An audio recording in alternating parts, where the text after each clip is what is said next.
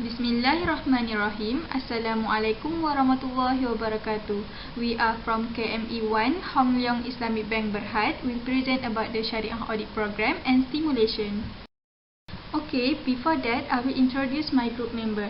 Siti Nur Ain binti Mat, Siti Mariam Akila binti Azlan, Sharifah binti Usman, Nur Soleha binti Badri, Nur Zulaika binti Arifin, and Cik Halimah binti Cik Nali. Okay, are you ready? Yeah, let's begin our presentation. Okay, first of all, I will explain about why we select the area to be audited.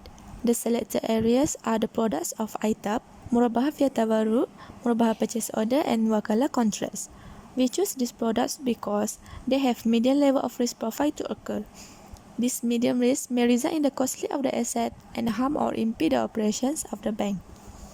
Thus, this can be done by measuring the impact of risk, for example, the revenue loss and the loss of public confidence when there is breach of the products. This allows the bank to prioritize the risk and identify improvement areas by doing Sharia audit program. The area used is objective of the audit process and procedures, governance structure and process, risk associated with the activities and operations, and last, the audit criteria of standards, policies, guidelines, and the best practices for benchmarking purpose. The first product that our group had decided to create Sharia audit program is ITAP contract. There are 5 testing objectives that implemented. Through this testing objective, we can say that all the documents must follow the guideline of BNM. In addition, the Sharia audit must play their role in terms of do a review about the advice given by relevant party to the approval process. The rest are review product disclosure sheet on the fee and charges are imposed and review the sequence of the transaction. Furthermore, in mitigate the risk whether the documentation is executed or not, the way is interviewing staff and authorizing party to determine their comprehension of the overall requirement of the process. Last but not least, in ensure using an exactly formula to calculate of early settlement, Sharia audit also can do a review on the calculation of early settlement charges, transaction or on sample basis. Hello there, my name is Sharifah binti Usman 1171413 and we are going to continue the presentations with audit program for Murabahah via Tawarruk product. We have 4 testing objectives that we are going to see. Firstly, is whether the product is offered and comply with all the BNM requirements, applicable laws and regulation. Second, whether the product is being offered transparently to the customers. Thirdly, whether the sequence of the transaction is adhered. And the fourth objective is whether a proper wakalah contract is executed. So, how we are going to mitigate the risk? First, we must ensure the product is following all the guidelines that have been provided by BNM and also have been approved by their Sharia committee. How we test it?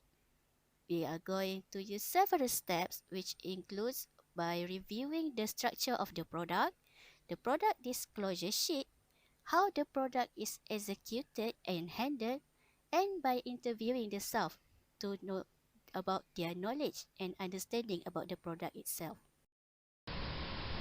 Okay, we move to the Sharia audit program for Murabahah. We have 4 testing objectives for this product. Okay, first, product is offered and comply with all the BNM requirement, applicable law and regulation. Risk for this testing product is product development based on BNM guideline. Second, product is being offered transparently to the customer on the fee and charge implemented. Risk for this product is the fee and charge imposed are not in line with the BNM guideline on product development, fee and charge, and transparency and disclosure. The sequence of the transaction is adhered to the Sharia guideline. Okay, risk for this testing product is the sequence of the transaction is not followed by the relevant staff and approval parties. Last, check for the proper documentation. Risk for this testing objectives is the buyer may defer on payment in Murabahah on credit transactions.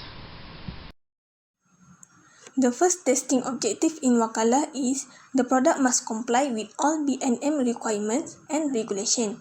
The product must follow the guideline highlighted by BNM. Next, the product will be reviewed by SAC, SC, and relevant parties to ensure that it completely follows the guideline given. Secondly, the product that is being offered must be transparent to the customer, especially on the fees and charges that are being imposed. This is to avoid any issues at a later date. Therefore, all the fees and charges imposed to the customer must be explained in the legal documentation. So, the actual charges and fees charged to customer will be reviewed. Thirdly, conduct a proper calculation of the fees. This is to avoid any miscalculation on the customer's fee. Therefore, a formula need to be set up for the calculation. In audit step, the ujrah formula and transaction will be reviewed. And lastly, the contract is being executed properly. Because if not, it will affect the ownership of the asset. So, the contract is recorded as part of the overall process. Then, in audit step, the contract execution will be reviewed. Okay, with that, we will end our presentation about Sharia Audit Program and Stimulation. That's all from us. Thank you.